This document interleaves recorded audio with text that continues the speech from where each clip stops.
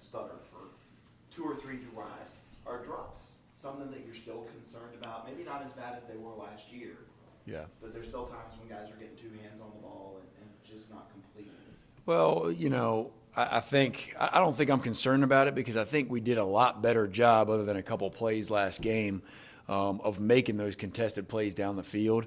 We have started off the game very fast, which has been awesome as far as scoring points. But yeah, we were obviously wanting to get that touchdown right there, and it should have been a touchdown. It should have been 7-0 off the bat, but that's going to happen. And I got a ton of confidence in Bo because he's just such a professional, and he's a guy that comes to work every single day, and I really believe that he can put stuff behind him very quickly too. So I don't drops are not a concern. They were maybe, like you said, last year, and even early on this season, we weren't making some plays down the field, and then got better and better, as the year went on. So I feel like we're in a pretty good spot. I think that's the name of the game, though. Like this is an offense that can be very, very explosive if we're making those plays.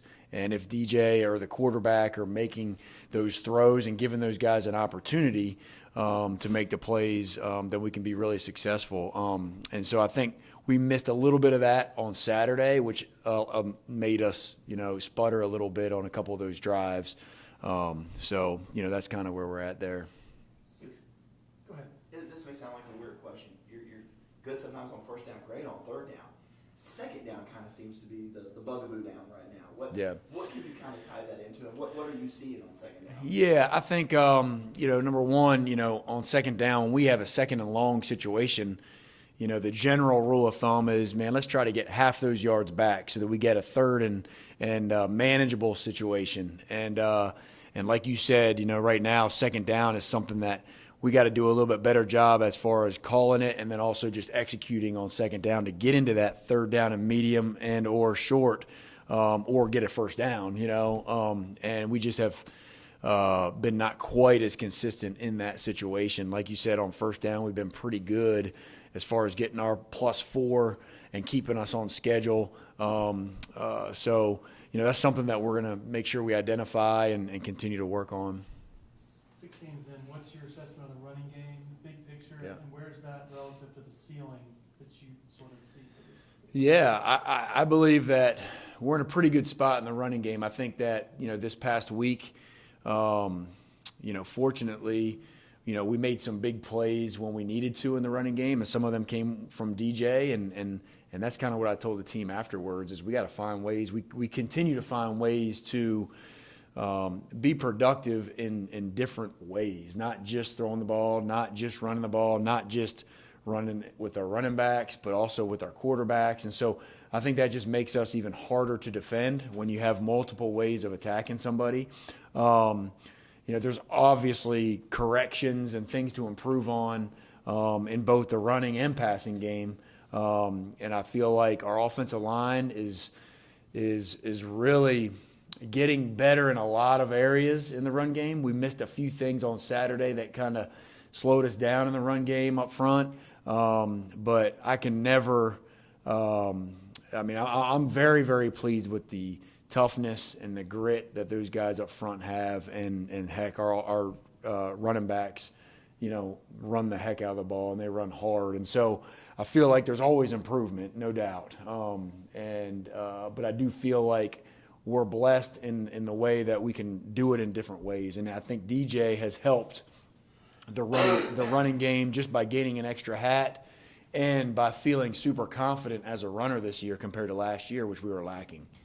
What do you think it shows when DJ, who made an early mistake in the first quarter with that interception, rebound and be able to go for 3 touchdowns?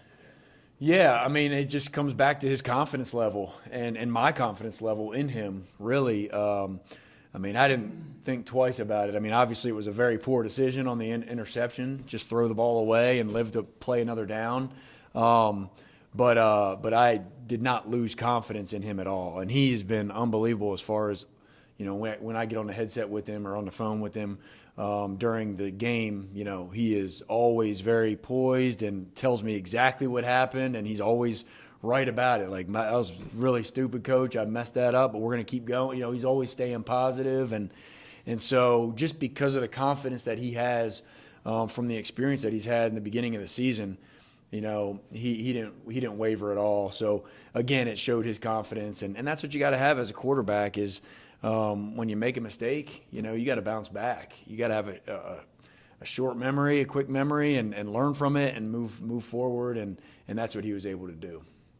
Which seems confident to us, but do you think that play last year would have lingered longer than it did this year? Yeah, I mean, it very well could have because of the confidence, you know, and you know, this year, man, the supporting cast is just playing so much better around him too. So he doesn't feel like he has to be a superhero or feel like he has to push too hard or try to do things that he's not capable of doing. And so I think he's just confident in the space that he's in right now because everybody around him is playing well, and he has confidence in those people. How does Kobe being out change things for you? Yeah, you know, we miss Kobe. I mean, he's done an amazing job this year for us, and you know, he's a guy that has a ton of experience. He's a guy that's a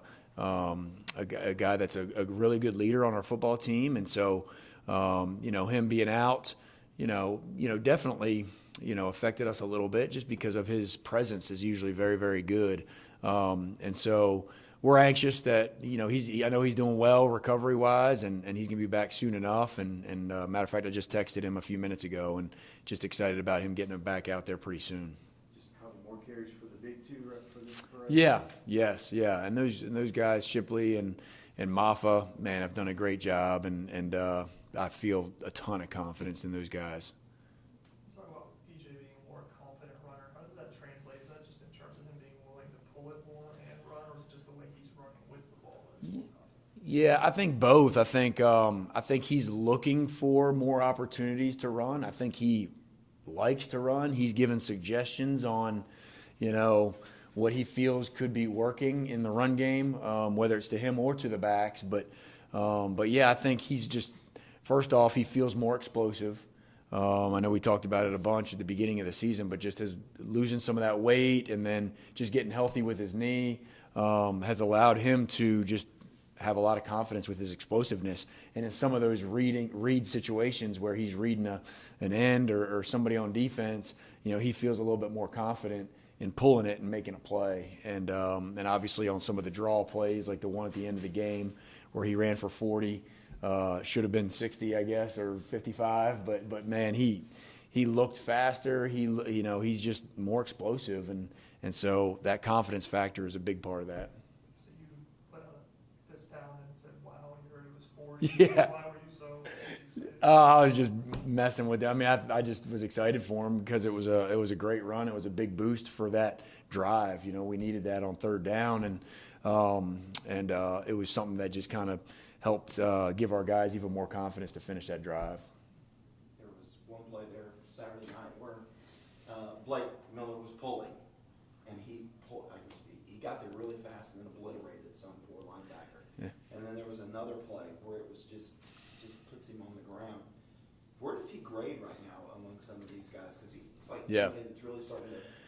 Yeah, there's no question that he, like a lot of freshmen, you know, the more experience you get, the more you're just going to keep learning and getting better. And he's a very coachable kid. And we all know how tough he is and how physical he is. And, I mean, he's a nasty kid. And so that helps big time. And so he's just feeling more confident, you know. He had a couple mistakes in the run game and inside zone this past week that he needs to correct. But, man, other than that, he's just – a great presence on the field, loves to play. You should see him whenever DJ ran the long one, that 40-yard run. I mean, he's hauling it right behind him, and the kid can run too. So I just got a ton of confidence in him right now, and just how he's progressing and how he continues to critique himself and also just be coachable and learning from those mistakes. Is that home for him now? That's where he'll play all 4 years? I mean, it's hard to say all 4 years, but yeah, I mean, he's really honing into that position, and I feel like he's definitely. I mean, he's a guy that, you know, potentially could be a multiple position guy too. You know, whether you move him to left keep him at right. I don't know, but he's going to gain more and more confident at that position. Of course, as a freshman, you don't want to move guys too much. But the more knowledge he gets, the more valuable he becomes. And like we've had our linemen in the past learn, multiple positions, which makes them more valuable. Can you describe how much of an impact it makes to have such a talented tight end room? Oh, man, it's a huge impact. Just being able to have a room of talented guys, committed guys, hard-nosed, tough guys, all of them have done a great job with how tough they are, and just really learning and understanding the big picture of our offense has allowed us to utilize them in a lot of different ways, and not just being in-the-box players, but being out-of-the-box players and having multiple tight ends on the field in different spots. Has given me a ton of confidence, and this offense a ton of confidence. And then on top of that, just making plays, both in the run game and in the pass game. And that's what makes that room so special, is there's guys in that room that can do both. You look at Davis Allen, and, he's as good of a blocker as we've had here since I've been here for 8 years, and a really, really reliable, very good receiver as well. We saw that several times this year already. And then Brenningstool brings that factor too, as a great receiver, and also is getting better and better each week as a guy that has shown toughness and been able to run block as well. So when you got guys in the room that can do both things and also understand it and understand the big picture, man, you're able to really be as creative as you possibly can. Coach Sweeney said in the past that kind of outside of quarterback, hitting on a tight end recruit coming out of high school, it's one of the more difficult positions to find someone in the recruiting trail that will hit. What do you think it is about the position that makes it so one of those really talented? Yeah, well, it's hard to find a guy that is willing to do both. It really is that is talented in the run game or in the pass game as a catcher, but then also is willing to be in the box and be physical and be able to take on some defensive ends that we take on in the ACC, and that's not an easy task. That's not easy to find. And so when we find those guys, man, they become a target for us pretty quickly. That last drive was as crisp as it was all night. How do you bottle that up? Yeah. And make it go for 4 quarters? Yeah, that's a great question. I wish we could do that every single time. I kind of told the team a similar thing at the end of the game, like, hey, I wish life was easy. I wish every game would go really, really smooth. But then guess what? We wouldn't learn a lot of lessons, right? So I think it's very important for us to bottle those type of drives up. And it's my job and our job as coaches is to help our players understand, like, what caused us to not succeed on certain drives. That's what I'll do today in our meetings, is just show them, hey, what stopped our drive, what made us not be successful, and then here are the things that made us successful, and just trying to be more and more consistent. But the majority of the time, this year when we were not successful is honestly not what the defense did. It's something that we didn't do offensively, or we didn't execute because of one guy or two guys not doing their job. And so obviously this is an ultimate team sport, and we got to make sure everybody's on the same page at all times, and that's what it's going to take as you go down the stretch. And as we get higher on the mountain, man, it's going to get tougher and tougher, and so we got to do a good job of being a little bit more consistent. Got time for about one or two from Zoom, if anybody has any. Coach Trevor from CTagers.com.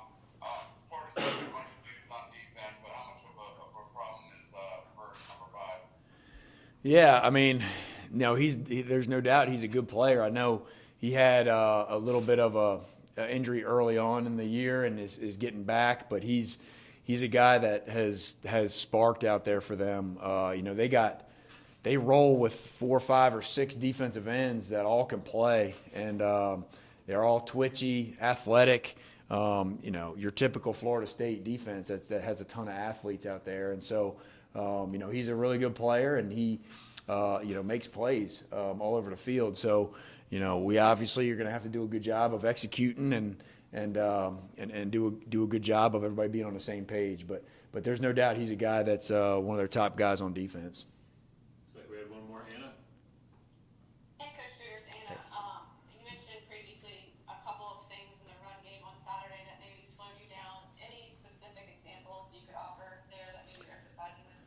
Yeah, I mean, really, it's whether it would be one or two guys maybe not doing their job, whether it be an offensive lineman, not using proper technique, or maybe it was a read once or twice on the quarterback's part that maybe we could have pulled it one or two times, and it's just kind of like one of those things that we were that close. We were really, really close on a couple plays that could have been maybe explosive plays, and we just didn't get it quite done. So it caused us to stumble a little bit and have a couple too many 3-and-outs that we're not used to having. So just really the execution piece of everybody doing their job, in the run game and in the pass game. I mean, the same type of thing happened in the pass game too, a couple of the third downs, whether it was an MA by somebody, missed assignment, or, just somebody not doing their job like they need to do. That's what kind of stumbled a little bit for some of those drives. All right, we have Coach Mike Reed joining us now. Thank Coach. y'all.